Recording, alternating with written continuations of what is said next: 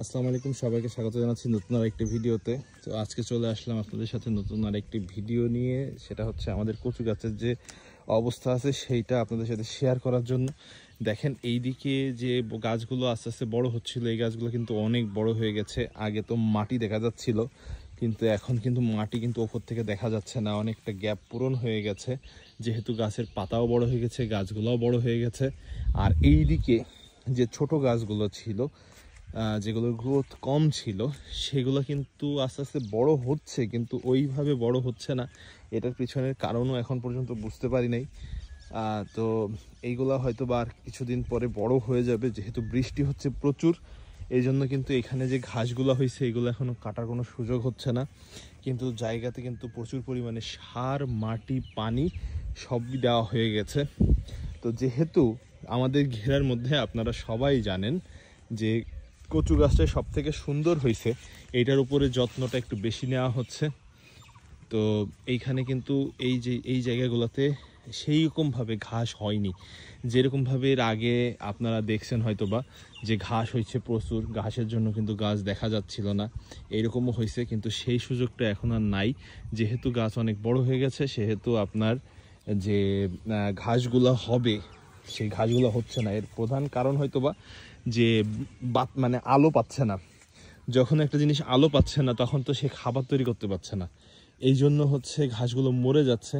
কিন্তু যে গাছগুলো এখনো ছোট হয়ে আছে, এইখানে এখনো ঘাস দেখা যাচ্ছে। এর পিছনে একটাই কারণ, সেটা হচ্ছে ওই ঘাস পর্যাপ্ত পরিমাণ আপনার রোদ পাচ্ছে।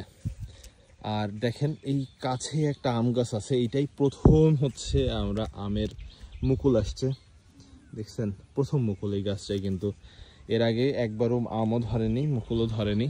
তো আলহামদুলিল্লাহ খুব ভালো লাগছে, ছোট্ট ছোট্ট গাছে মুকুল আসছে, আম ধরছে। তো এই ছোট ছোট গাছগুলোতে অল্প অল্প যে আম ধরছে, সেই ভিডিও আপনাদের সাথে খুব শীঘ্রই আমি শেয়ার করব। সেগুলো দেখার জন্য আপনাদের আমন্ত্রণ রইল।